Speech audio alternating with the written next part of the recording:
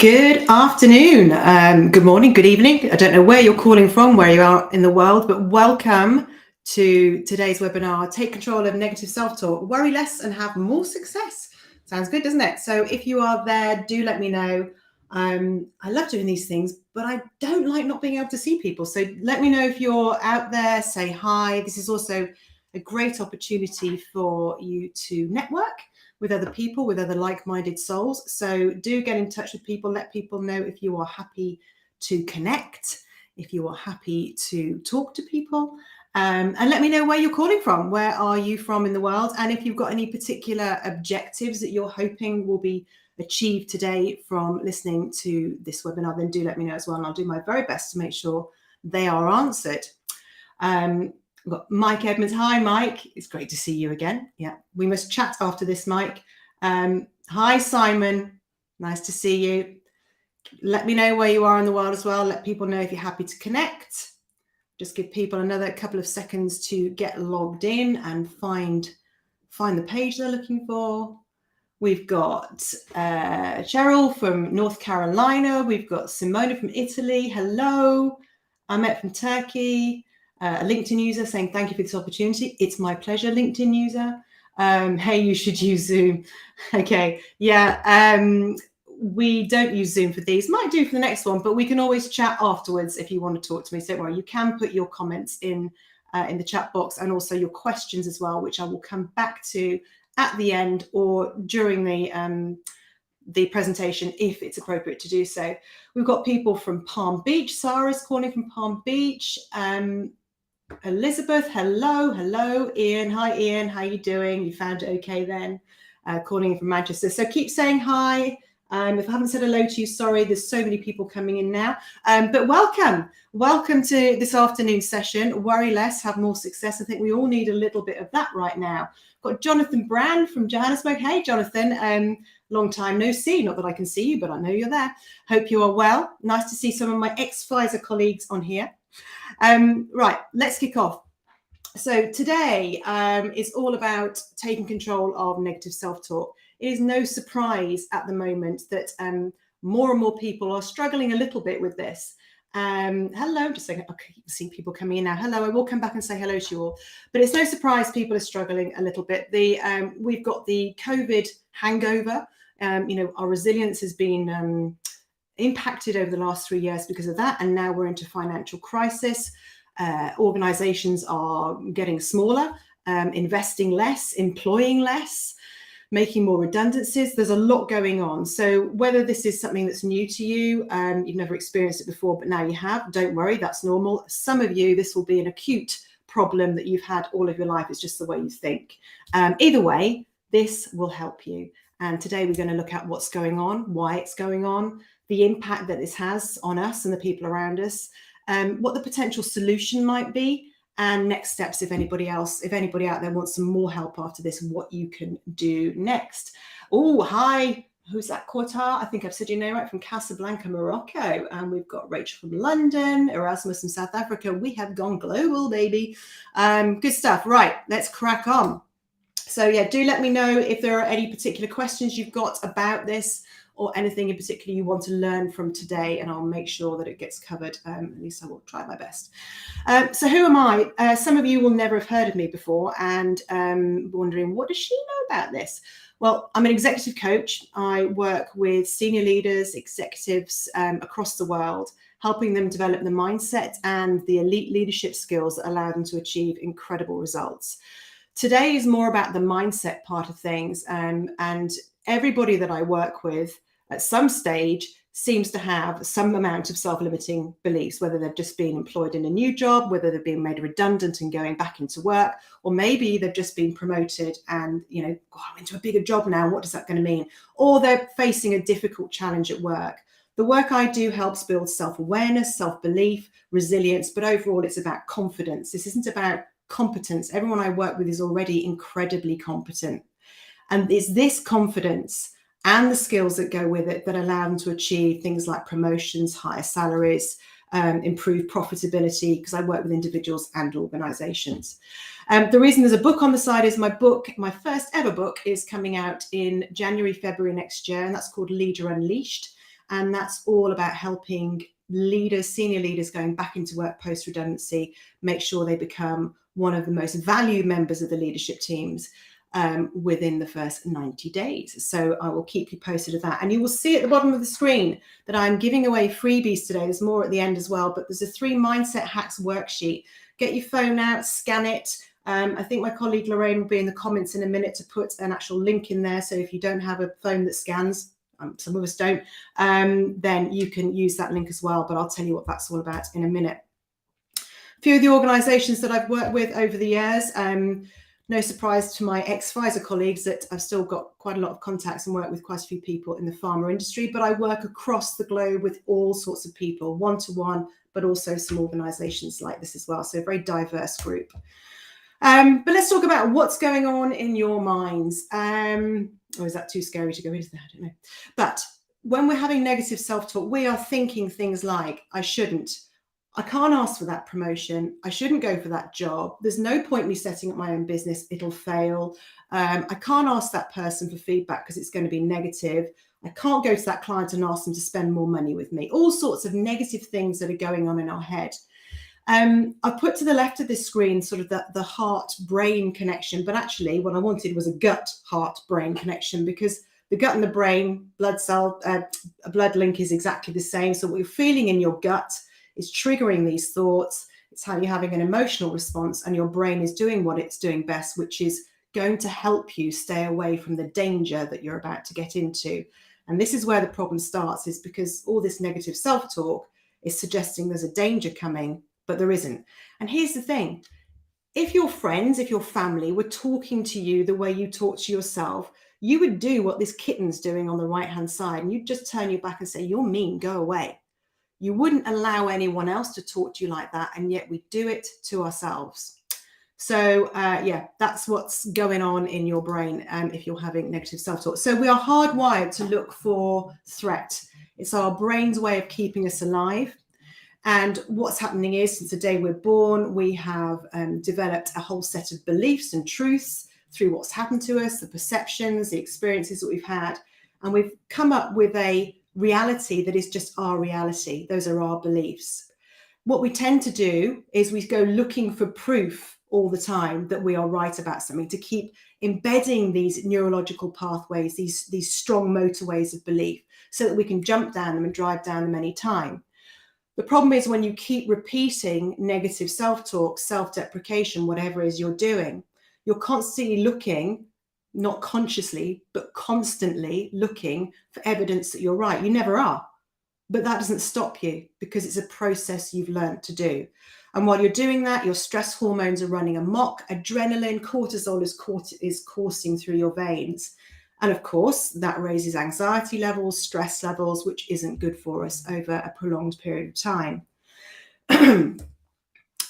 How do we come to the conclusion that there is a problem? Because these thoughts you're having, as I said just a minute ago, are protecting you from something. But what is it? And it's this something that we need to deal with, because it's not really real. You know, back in Neanderthal day, if a saber-toothed tiger was running towards you, you'd know you were in danger, and your brain would know to either fight, flight, freeze or fawn. Obviously, saber-toothed tiger running probably wouldn't do you much good. But anyway, you get the picture. Your brain is there to keep you alive longer. And it's always looking for danger, because it doesn't think happiness keeps you alive. It thinks danger keeps you alive. That's what used to, need to happen. So somewhere before you've had this thought, you're seeing a grizzly bear, the stimulus has happened, you anticipate danger, and then you respond appropriately. And in this particular side, it's someone running, but actually it could be that you hide, you freeze, you fawn, maybe you're a bit too over humble, something happens. And the truth is that the grizzly bear doesn't really exist, but we don't stop for long enough to figure that out. And the reason we don't is because 95% of our thinking is unconscious. Excuse my voice a bit. I have got a bit of a cough and a throat infection at the moment, so excuse me if I crackle a little. But so 5% of our thinking is conscious. Most of the time we are thinking in an unconscious way. Something happens, we don't even think about it. It's automatic. We respond. Great. That's great if you're about to cross the road and there's a car coming, you can hear the car coming, it pulls you back. It's not so great if it's something simple like, I want to turn up into an interview and tell people why they should hire me. All of a sudden, that's a threat state as well, because there's fear attached to it. What if they don't believe me? What if they don't like me? What if they think I'm bragging? All of this stuff's going on. So not only are we looking for preconceptions that aren't true, but we're not checking them very often either. So bringing them into the conscious mind would be helpful. Just to further explain this, from the day we're born, I said this earlier, we're experiencing things, we're hearing, we're seeing, we're feeling, we're having emotions, we're creating our map of the world. Our perceptions of that map of the world are our perceptions. They create our beliefs, and our beliefs drive our mindset. And this is where the problem starts, is because the mindset drives the actions that we take, and this leads to the results that we get. So if you're not getting the results that you want, it's highly likely that you are either underskilled. Sometimes that happens. Maybe there's a lack of skill there. But most of the time with the people that I'm working with at senior levels, it's got nothing to do with skill. And it's got an awful lot to do with how they feel and what their mindset is leading their actions towards and the results that they get. It's the beliefs that are a problem, and it's this that we need to look at in more detail to help stop this automatic, unconscious thought process that people are going into when they have these self-limiting beliefs, which is what they are. These negative chatter is all about self-limiting beliefs. Most people think they're hiding it really well. And for those of you who've not worked with me before, I use the word leak quite a lot, and I'm talking about emotional leakage. Unfortunately, we cannot hide what we're really thinking and feeling. We're such clever beasts as humans. We can pick up from somebody else whether something is off or not in what they say, what they don't say, what they do, what they don't do, how they act, how they don't act. And we're looking for threat all the time, remember. So if you're having negative thoughts and they're driving your behavior, but you think you're hiding it, I promise you, you're not. That someone who matters will be picking this up from you. Maybe it's a boss, maybe it's a future employer, maybe it's a future partner, I don't know, but it'll be triggering some concern in their mind. And wherever there's a concern between people, we have a problem because we start to lose trust. So it isn't good enough to say it's fine, I mask it, because that just doesn't happen.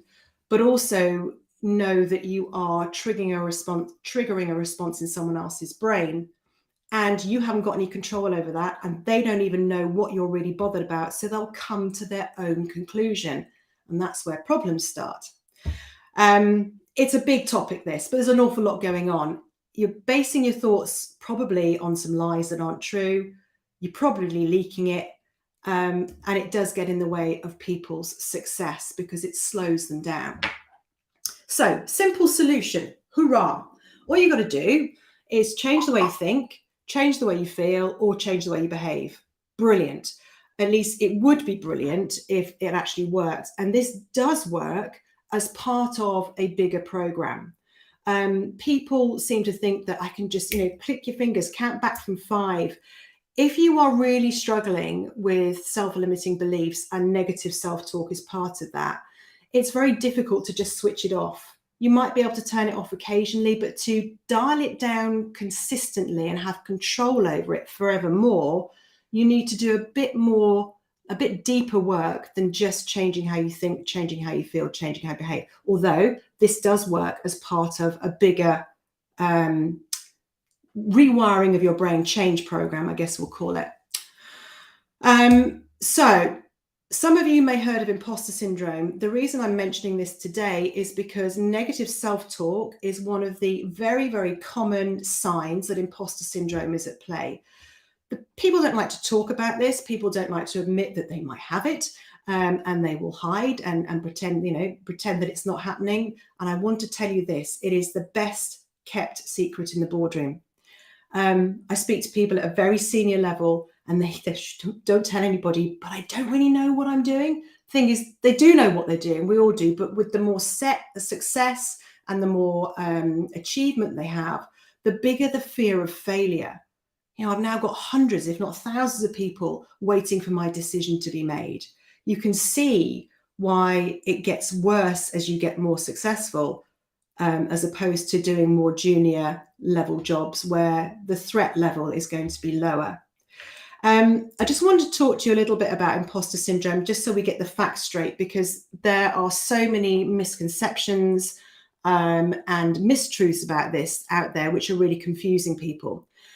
All it is just a way of thinking, all right? It's a flawed way of thinking, and it's about having this persistent internalized fear of being exposed as a fraud, even when there's tons of evidence to say otherwise, all right? You will have had loads and loads of success, and yet you may still be able to think, I'm going to be found out. Someone's going to know that I'm not good enough. Someone's going to know I got this job by accident. Someone's going to ask me a question that I can't answer. That's what it's all about. I've taken this a little bit further, and in my book, Leader Unleashed, did I mention it's out being imaged? Yeah, probably did. I talk about 5 levels of imposter syndrome, because to me, imposter syndrome is anybody that is pretending to be something they're not, or behaving in a way that is unhelpful to them as a result of that. I class that as imposter syndrome.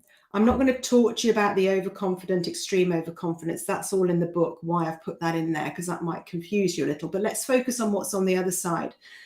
My clients tend to have what I would describe as a medium or high level of imposter syndrome. High is pretty darn difficult for them. They are blocking themselves, self-sabotaging on a regular basis, constantly putting themselves down, not going for promotions, not going for new jobs, not putting themselves out there on social media, all sorts of things. That can be very, very debilitating to people.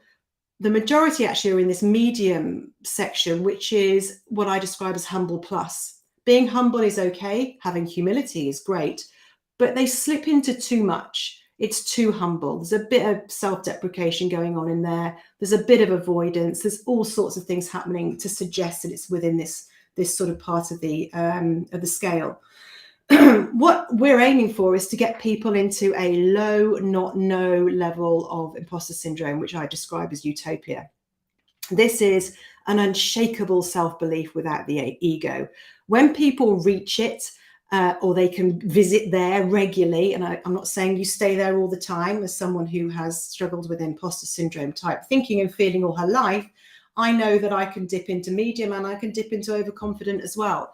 But I know where I'm going and I know how to get there if I want to.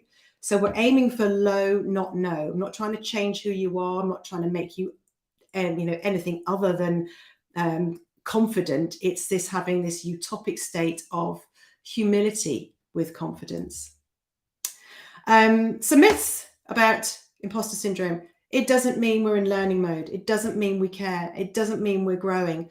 It doesn't make you more creative. It blocks your creativity. While your brain's busy being blocked, saying negative things to itself, or thinking I'm not good enough, or I have no value, you're not being creative. It doesn't make us work harder, but many, many people with imposter syndrome do work extremely long hours, and they are perfectionists. So if that resonates with you, maybe that's another sign that this might be something that you are dealing with. It's not why people are successful. They are successful in spite of it. You can get rid of it completely. No, you can't. Anybody that has got this way of thinking has usually hardwired it into their brain. And unless you never, ever, ever had any moment of self-doubt ever again, those neurological pathways were always going to be there. They'll get used lesser and lesser. They'll get overgrown. It'll be like a road you've never used, and it'll be harder to go down it, but it's still there. There is something called brain pruning, which I'm not going to go into now, but just know it's likely it will be there. You will be managing this for the rest of your life. But once you know how, and you do the other thing more and more, it's awesome because you can do all sorts of stuff. Imposter syndrome affects men and women. It slows down our progress. It gets in our way. It reduces our efficiency. It's nothing to do with competence. It just reduces our efficiency. It does increase costs because while we're busy worrying and slowing down and not making decisions and having negative thoughts, we're not being as productive as we could be. 70% of us will experience this in our lives, work lives. and it does increase with success, and it does affect our health. But please, please, please remember, this is nothing to do with competence, everything to do with confidence. We love following confident people as well, don't we? So one of the major reasons people decide to work on this is, one, they're not having a lot of fun. Two, it's driving them mad. But three is that they want to inspire. You know, these people are leaders. They want to inspire other people to follow them. If you're second guessing yourself, they're second guessing you, and it makes them uncomfortable. So there's a really good reason to work on this, not just for you, but for people that work with you as well. It doesn't make you more successful, but it does make having the enjoyment side of success less. So yeah, if you want to enjoy it more, it might be something that you decide to take into under control, or get under control rather. One of the most well-known imposter syndrome sufferers, Mr. Albert Einstein, he described himself as an involuntary swindler. And yeah, he talks about his exaggerated esteem in which his life work is held. It made him feel uncomfortable.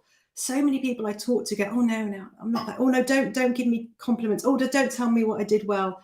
They just don't like it. Maybe it's a very British thing. I know we've got people from all over the world here, so tell me if I'm wrong. Maybe it's something that happens all over the world. But generally, as humans, we're not very good, especially us Brits, at going, I did that rather well, didn't I? Because it makes us look cocky and overconfident.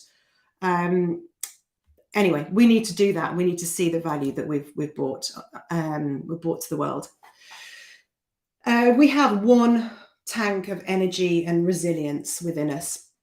I've already said this right at the beginning, but because of COVID, the hangover of COVID, we've had 3 years of withdrawals from this tank consistently. So even the most resilient amongst us have been impacted by the withdrawals over the last few years. It's been pretty difficult. So some of us are running on empty, some of us are running on half full, but very few of us are on full tank right now. Now we're going into a financial crisis. So there's withdrawals going on again. And right now we know that we need to be our best. And it's hard to be our best when our cognitive function is impaired because we're thinking negative thoughts. It means we're not able to perform at our peak more of the time. That makes us more worried because we know job losses are coming and companies are contracting. So now is the time, if you are feeling like this, to take control of it, because things are going to get tricky next year. And if you want to, be at your A game and keep ahead of all the competition, it's going to be confidence as well as skills that are going to count and keep you in front. The good thing is the mind is everything. What you think, you become. I love this. When I talk to people about this and they've said, yeah, but I thought this negative thing and then this happened, they have proved to themselves over and over again, if I think I can't, I probably won't.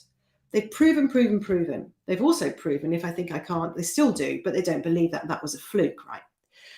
The good news is your brain doesn't know the difference between truth or not, truth or lies. It'll believe what you tell it. So choose very, very carefully. If you are very good at thinking negative thoughts, your brain's following its instruction. So you would be wise to catch yourself doing that and start to be thinking something else instead, because your brain will then follow that too. So what are the three main problems and what can we do about it? The three main problems associated with imposter syndrome, of which negative self-talk is one of the biggest signs that is going on, is this. The first main problem is you feel like a fraud. So the involuntary swindler, as I showed you with Albert Einstein. Why is this a problem? While you're feeling like a fraud, it means that you are not valuing what you do, which means others can't value what you do because you won't be sharing that terribly well. You're not showing up as the brilliant, awesome human that you really are. And that's a real shame. You'll enjoy what you're doing less and you'll take longer to do it. I have been doing a survey. You may have already seen this and taken this quiz, but have I got imposter syndrome? I'm going to give you the link to this at the end, which are 16 questions. And I want to share some of the results with you just to show that, you might think, oh, it's just me thinking like this. It really isn't. But out of I think it's 250 odd people have taken it now, 76% of those doubt their abilities. That's incredibly high. And 60% often feel like a fraud and worry that they'll be found out. So not a good way to feel. It's not a very fun way to feel, and it does stop us from enjoying what we do and showing up as our very best. The second biggest problem is procrastination, or just slowing down and overthinking things, not just necessarily avoidance. But when we are slowing down and we're not doing things we need to do, we're not asking for feedback, we're not giving feedback, we're not solving the problem, we're not going for the job we should be going for, we're not asking for the salary, we're not stopping the bully that's treating us like crap, whatever it is stopping us, it's causing us a problem. Now, only 8% of people who took this quiz so far make decisions quickly and rarely worry about the outcome, which means how much time and energy is wasted worrying about what's going to happen if I do this and then not doing anything at all because I'm too worried about the result. And 71% of people are worried about making mistakes and getting things wrong. This may not just be because of how they feel. It may be the environment that they're in. Some organizations have pretty toxic environments that you're not allowed to make mistakes. I try and work on that end as well. I do. We won't go into that. It's a whole different presentation and webinar. But yeah, the environment has an impact on that. But this is all about you taking control of what you can do to control what happens to you, your success, your fun, your fulfillment, your enjoyment, your ability to achieve what you really know you can achieve or what you really want to do, and not letting somebody else dictate this to you. All right, this is about building that self-belief to be able to do that comfortably. And just one other thing from this part is also about 84% of people having moments of self-doubt which stop them from doing the things they want to do. I think most of us will have felt that at some stage, but this is persistent for some people. I was thinking this through just before the webinar actually is, I get a little bit nervous before a webinar, knowing that you've got nearly 300 people signed up who might possibly turn up and hear what you've got to say. Makes you a bit twitchy. I think I'd be inhuman if I didn't, but it doesn't stop me from doing it. It would have done 5 years ago, but I've done so much work on my own brain and my own self-confidence. I can do this without running away and feeling scared, which is good. Third thing, major problem, is this lack of fulfillment. This is really sad for me. People think, oh God, really? I've got to turn up and do this again. I did work yesterday. When you are thinking negatively, it has an impact on how you feel about most things, but it shows you're not very happy in what you're doing. You're missing out on something. And when we're not living a fulfilled life, we're not living the best life. And even if it was half more fulfilled, you'd be a little bit better, a little bit happier. People attribute that to confidence. If I had more confidence, I would have more success, which could mean that they'd be doing something very, very different. They might be standing up to people. They might be setting up their own business, whatever it is. And only 12% of people that have taken the quiz so far have said, I'm very fulfilled in my life and feel like I'm living the dream. Most of us feel like there's more to do. There's more to achieve. There's more to have. And that's really sad. A lot of this comes from not knowing what it is you want to achieve in life anyway, because we don't think about that because we're running on unconscious thought most of the time. It is self-sabotage, feeling like this. It is a vicious cycle. It is self-perpetuating. The impact is quite big, actually. This is what's really important to know, is that it affects our health, both physical and mental health. People suffer with more illness when they have self-limiting beliefs and are quite severely impacted by imposter syndrome. It affects us socially. Quite a few of my clients start, I don't really want to go out tonight because this is going to happen. They'll avoid social situations, and then that changes. Financially, we can miss out on bonuses, we can miss out on new business, we can miss out on all sorts of things, promotions, which affect us financially too. And of course, this has an impact on our professional achievements, our relationships, our aspirations, and everything else as well. So it is worth doing something about if You are the sort of person that has big dreams. You are wanting more. You know there's more. You want to achieve your peak. You may not know what that peak is yet, but you know you're not there. If you're the sort of person that climbs halfway up the mountain and goes, that's nice, I saw halfway up, I'm going back down, that's cool. This isn't for everybody. But the people I work with have got more. They've got more to give. They are frustrated. They want to do more. And it's only themselves that are blocking that path to the peak. And when you unblock that path and you get there, then, wow, amazing things can happen. And remember, no man is an island. If you can hear the dogs barking, I apologize. We are live. Someone's just delivered a parcel to the door. No man is an island entire of itself. Every man is a piece of the continent. I love this quote from John Donne. When some people, especially leaders of large teams or large organizations, have no idea that how they're feeling is impacting everybody else. And when you look into that ripple effect of how it's impacting other people, it's a real shocker. It can impact people in very, very different ways. But just remember that what you're doing isn't just impacting you. The way you're thinking will have an impact on everybody that you touch, work with, live with, and relate with. And from a business point of view, I know we've got quite a few people here from an HR angle as well. Everybody's looking at ways to save money within a business. Everyone's looking at ways of improving health within the business, especially mental health. One of the biggest problems when you're feeling low about yourself, lacking your value, is that if that isn't helped, if that isn't solved, you get higher rates of absenteeism, presenteeism, quiet quitting, and attrition rates are often higher. And this can cost in between 378, 469 billion euros a year in Europe alone. So helping teams feel more confident is a really worthwhile thing to do. Not only does it make them feel better and make them more productive and enjoy more, but it actually reduces all of these too. Of course, you can do nothing. You can be one of those people that says, oh, if we don't do anything, something magical is going to happen. It isn't. Nothing magical is going to happen. The only thing that's going to happen is nothing's going to happen. Or worse, things will get worse, because while everyone else is moving forward and getting more confident and controlling the way they think and feel and everything else, they're getting the promotions, they're getting the new businesses, they're getting, the stuff, the job that you wanted, and you're just going further and further and back, and this, vicious cycle of self-sabotage, unhelpful thinking continues. Or you could do something about it. So if you feel like a fraud, imagine this. If you could develop this self-awareness and belief without the ego, you could do that. It's absolutely possible. And when you've done that, when you're more self-aware, you can then start to understand the way you think, the way you feel, the way you're behaving, and start to trust and believe in yourself more. Even if that's all you did, imagine the difference that would make.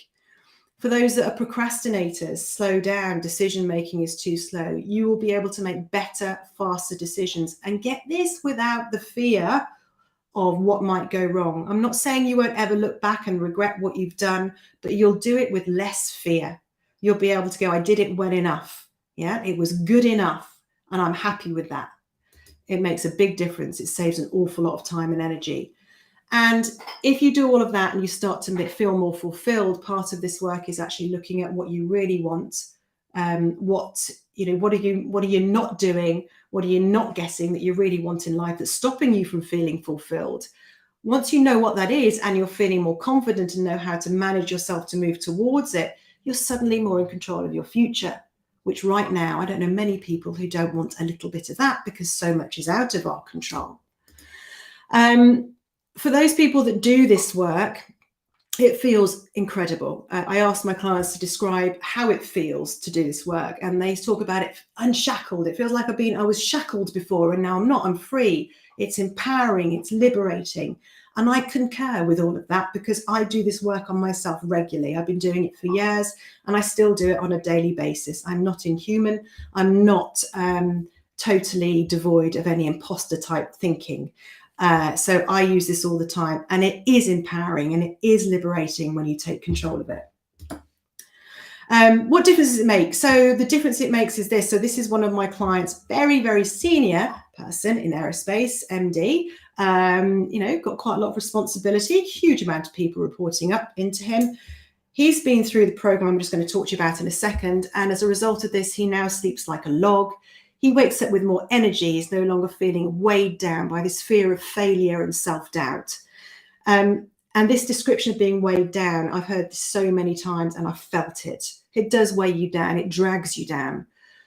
It doesn't just work in your professional life, though. It works in your personal life too. So he's also managed to remove a lifelong fear, which has been with him for years. We didn't work on that, but it's something that's happened as a result. He's able to use the learning elsewhere within his life. I've got 2 of my clients who'd not been in relationships for a long time. They're now both in very happy relationships. You know, it does have an impact. The better you feel, the more magnetic you become to other people. How do we do this then? So I run a program called the Eagle Development Program. It's a 5-step system. And actually the program now is extended, and there are 2 more components to this I'll explain in a second. But the process that you go through when you work with me on the Eagle is we look at evaluating where you are now, what's going on, why is it going on, how often is it going on? And then we analyze the impact of that and go into that quite deeply. What really is the problem this is causing? Until you can see the problem that you've got and you know how it's impacting you and everybody else, you are not giving your brain a good enough reason to snap out of it and choose something else. Once you've done that, we can go into the generate phase where we start to generate the new stuff, the good stuff, the brain rewiring stuff that helps you feel better, more fulfilled, more controlled, more resilient, more confident. And then, of course, there's that bit between generate and learn where people go, yes, thank you very much. I don't think I can do this, but don't worry. You're put into a very safe space to learn, to practice, to discuss, to be supported, to put all this new learning into action so you can create these new neurological pathways, which are far more attractive to you in the end to go down than the old ones that were holding you back. And the very final part of the program is called Evolve. And this is where you're able to become this magnetic person that people are just attracted to. They want to work with you. They want to give you the job. They want to promote you. They want to work for you and with you. And you do this by sharing your brilliance in a way that is non-egotistical, non-showy-offy. It's done in an intelligent, careful way to the right people at the right time, in the right way, with the right impact. And this is what makes a massive difference. You're joining up the dots for people to understand how brilliant that you are. Otherwise, you know, how are they going to know? We assume people are going to know. They don't. On either side of this, we have got my colleague and my coach. She is an elite performance coach in football, in Premier League football. And she's going to be coming in and doing an extra session talking about the source of stress, where it comes from, where it sits within your body and what you can do about it. And then there'll also be a communication excellence workshop on the end of this as well, to make it a fully rounded, gorgeous program. How does it all work? Well, to do brain rewiring, it takes a little bit of time. So if you do decide to join the program, you'll be with me for a whole year. Imagine that. You lucky people. But month 1 to 4, structured learning program. You will be into structured learning once every 2 weeks. So every other week is probably an easy way to say it.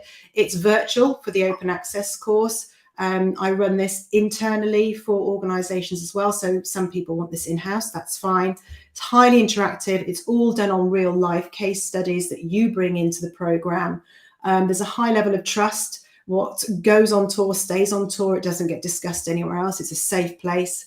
There's huge camaraderie and accountability within the team, and your progress is tracked consistently to keep you going. You then go into a group coaching situation, which is done virtually for the next 6 months. That's right. Yeah, more than that, 8 months. Sorry. And you get access to the private coaching alumni group as well. These sessions are virtual. It really helps turning learning into reality. Anybody that's ever been on a training course will know that if you get trained and then left, we don't use it. We end up remembering about 1% of it, which is such a waste of time and money. Anybody that works with me turns the learning into reality. That's what we do. And it changes lives. That's what I'm in it for. That's what I want my clients to be in it for. You get continual connection from your group, from me, support, and you do evolve much faster if you come to those group sessions. So imagine that. Imagine if you could do all of that, which you could. Worry less, have more success. Excuse me one moment. And live a life without self-limits.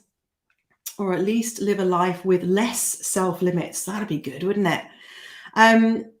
And for those that do, the leaders amongst you, if you feel like this, you're going to create a high performance environment where everybody can thrive, because leaders that do this are more inspiring because they have more clarity, they have more confidence, they have more conviction in what they do.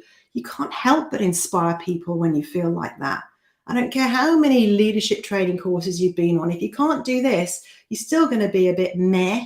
So I work with people who are good, help them become great. And if you'd like to do that, then gosh, I'd like to speak to you. Me, very quickly, I have lived with self-limiting beliefs, imposter syndrome, since I was 7, I found out. Now I've looked back at it all and done so much introspection. I was one of very few Jewish girls in a non-Jewish school. And it didn't take long for me to realize that being different sucked. And we used to get taken out of assembly, have our own little Jewish assembly, and then we'd all be, 12 of us be paraded back in. Everyone would look at us and we'd be like, ooh, the Jews are in. It was that kind of feeling. I knew from that day forward that being different sucked. I didn't like it. It made me angry. I then looked for evidence to back that up. I found it. It's amazing what you can find if you look for it. It affected my friendships, my relationships. It affected how I showed up at work. Until one day I broke, and I was working for an IT company who had helped my feelings of lack, my lack of self-value, explode, absolutely explode, to the point where I was a nervous wreck. I wasn't sleeping, my anxiety, I was, if anyone spoke to me, I'd be red and I'd be dripping in sweat. It was awful, which obviously affected my ability to sell to customers, because you can't really do that while you're looking like a wreck. I got some help. I went into counselling. I come from a family of psychologists, so I knew all about this stuff. It worked. It helped me find my self-belief and my value, and I handed my notice in. I didn't have any job to go to, but I knew that if I didn't, I don't know what was going to happen, but it wasn't going to be good. And from that moment on, I look back at it now, that was the day I decided no one is ever going to treat me like this again. I'm never going to go back there again. And I didn't know then, but that is one of the driving factors for doing what I do today. Is anybody that works with me, I want to help them have the confidence, the courage, and the capability to live the life they deserve, not be treated the way they are being treated, not live a life of lack, not live in fear of failure. That's what my life's work is all about. And since then, it's changed everything. And here I am today. There's a bit more to the story to all of that, but for the sake of time, remember this, so that we don't have to do masses to have an impact.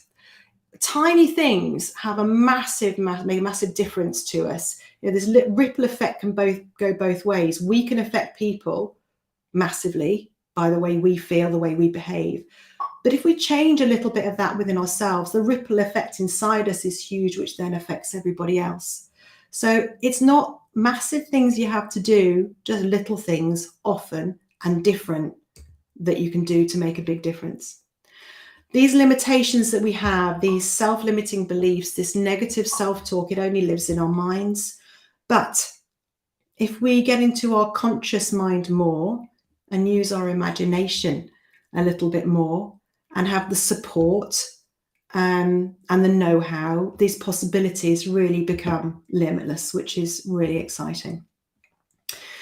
Talking of limitless possibilities, one final thing I want to share with you is I worked about a year and a half ago, I think it is now, with a fabulous lady called Andrea White. Andrea is autistic, and she came to me basically saying, I'm autistic, I can't communicate, you need to teach me to communicate. Okay, I like a challenge. And actually what we did in that time was, yes, of course, we talked about communication, but she learned so much about herself, so much self-awareness, so many untruths unpicked and new truths put in their place. Of course, we did more than just the communication still stuff. We worked on her whole self-belief piece. And she sent me this a couple of months ago, I think it is now. just actually before I share this with you, well, I already shared it with you, but she said to me when we were working together, I'm never going to run my own business. I'd never tell anyone I have autism. I'm going to keep hiding, but just help me communicate so I can cope. So, okay, we did a bit more than that. In a couple of hours, I'll be putting on my sparkly outfit and making way to a posh hotel in London for the Women in Construction Awards 2022. I can't tell you, just reading that makes my skin prickle, because she has sensory overload issues, so she can't be in those environments. Imagine how much self-courage she had to have to even go there. She's a finalist in the Industry Pioneer Award. She's up against two powerhouse women who've achieved enormous things. So she. It's not about whether I win or not tonight. It's the fact that I'm even there. You know, she 2 years ago, year and a half ago, no way would this have been on her list of things to do. Not only that, no, but if you can find this person on LinkedIn, she is all over it now. She hid before. She's now a real powerhouse that people ask to speak. She goes on podcasts. She's incredible. And she says, thanks to me, I was amazing. Do you know what? I do what I do. She was amazing. She did the hard work. And that is possible for everybody out there that wants to do it. They just need to put the effort in. I've just seen Mike say, that's amazing, Sarah, thank you. And Neil said, I love that you're working with people who are good and making them great. Yeah, that's it. It's not about, I don't think anybody's rubbish anyway. We're all good. We've just been told we're rubbish. I was over and over again. I got told I was rubbish at English and couldn't write stories. I've written a book. Just saying. So, what can you do to help yourself right now? You could do nothing and nothing will change, or maybe things will get worse. Or you can do something. First thing is, if you haven't already downloaded the 3 Mindset Hacks worksheet, do it now. Why miss out? It's free. You know, do the work. You can ignore it afterwards. But what if it gives you an insight into what you're doing, why you're doing it, and how often you're doing it? You could then make better choices. This is what it's all about, is having insights into what's really going on so you can make better choices for yourself. So if you haven't done that, do it now. Lorraine, if you are in the background, could you pop the link in for those who maybe don't have scanner capability on them? That would be great. And if you haven't got a scan thingy on your phone, God, I'm so IT illiterate, and you can't get hold of this, just get in touch with us afterwards and we'll make sure you get that. All right. Thank you, Lorraine. She's just popped that into the chat box, so you can just download that if you want to. And more goodies. It is Christmas nearly anyway. So I'm offering an Unshackled Mindset Accelerator, an hour with me to help you move one step closer. So I would ask you to do the Mindset Hacks worksheet first, because that's part of sort of the first part of the Eagle program, or an insight into it. This is more part 3, where we're looking at generate stage. We're looking at what you're doing, why you're doing it, and what could you do instead. This is a really nice piece of work to do. And it's totally free again. Numbers are limited. It's the only one I'm doing for the rest of this year. The next one won't be till February, maybe March. So don't miss it if you want to do this. Don't let those mind gremlins get in the way going, oh no, she wants to sell me something. I don't, actually. If you want to join the program, awesome. We'll talk about it. If you don't, that's cool too. But I'm on a mission right now to inspire 10,000 leaders in the next 10 years to be more self-confident, be more self-aware, so they can be better leaders for other people. If I can do that in this session, or with the hacks, or on these webinars, my mission is complete. And finally, if you're thinking, I don't need any of that, what I want to do is talk to you right now, because I want to run this in-house. I want to speak to you about what else you can do, speaker engagements, one-to-one coaching, you name it. You're very welcome to book in for a coaching discovery action session with me. And there is another code there to scan. And Lorraine is busy putting the links in if you're not scannable, to join me for a conversation about that. And if you want to talk about the Eagle program, then that's the best way to do it. Nobody goes onto the Eagle program unless they've spoken to me first, because it's really important to get the right people together, working together. Okay. What's the link for the hacks, please? Mary, if you just go down a couple of, or you may be on YouTube, not see it. Yeah, the link for the hacks is just in the feed at the moment. If you can't see it, Mary, can you get in touch with me or Lorraine Isot on LinkedIn and send us a request, and we'll make sure you get that. So 3 things that you could do totes for free. before Christmas. It is nearly Christmas, so let's give things away. Oh, and another thing, if you haven't taken the Have I Got Imposter Syndrome quiz yet, take it. Doesn't necessarily mean you'll find out anything scary. It's just going to give you some insight into how you're thinking, and maybe that's where that's getting in your way or not. Some people take it and their score is so low, they're like, yeah, cool. Other people take it and go, oh, yikes. I had no idea that these things were getting in my way. So please scan that, take that. It's also on my LinkedIn page. Yeah, if you want to find the link for that and go straight into it, you can go ahead to my LinkedIn page as well. Oh, yes, if we're not connected, do connect. Be lovely to meet you on LinkedIn. Okay, that's it from me, really. I'm going to look and see if there's any questions in a second. If you have any questions, please do ask, but just be warned. Even something like downloading the mindset hacks thing, people will go, I'm not going to do that. And that's either because you genuinely don't need it, you're not interested, that's fine. But it could be the mind gremlins at play popping up. The little cheeky chimp that's in your brain going, don't do that, don't change, stay as you are. You hate it, but you know it, it's comfortable. Change is a funny thing. So just keep aware of the decisions you're making and why. Are they based on truth or are they based on fiction? And is the fiction there to keep you safe from harm that is real or unreal? It has been a pleasure. Mike, did I say it was for free? I don't know. Did I mention that, Mike? It's for free. I feel like Santa or Santesque. Is there a female Santa? Right, I'm just going to scroll down and see if there are any questions. I can't actually see any at the moment. Thank you. I've just seen Neil. I love your working with people. Yes, seen that one. People saying hi from India. Can't see any questions at the moment. Anyone got any questions or queries, then please ask now or forever hold your peace. If you have signed up to the Unshackled session, then I really look forward to seeing you there. If I don't see you at that and we don't meet again until next year, I just want to wish you all a really, really happy Christmas. I'm saying on the 30th of November, happy Christmas, happy New Year. Next year is going to be a bit tricky, but if you can keep control of this, you're going to stay ahead of the game. So do what you can to stay as confident and in control as you can. Donna, thank you. Thanks for coming. Neil, is the webinar available on catch up? Yes, it is. Everybody that's attended or signed up will automatically get a recording of this. So you can watch me over and, oh, not me. It's not about me, apparently. You can watch this over and over again. And yeah, if you've got any questions, I don't know what LinkedIn is. Okay, if you don't know what LinkedIn is, look it up. LinkedIn, best business networking platform on the planet. Simona says, thanks for your inspiration and for sharing your personal experience. It's my pleasure, Simona. Thank you for joining me. Anne-Marie, thank you. It's a pleasure, absolute pleasure. If there's no other questions, I shall bid you all farewell. Stay safe, stay well, keep avoiding COVID, have your jabs, do that sort of stuff. I don't know. I shouldn't be giving medical advice. It's a pleasure, Jonathan. Thanks for joining me. And yeah, keep in touch. If you've got any questions, then let me know. And I shall see you all hopefully soon, if not sometime in 2023.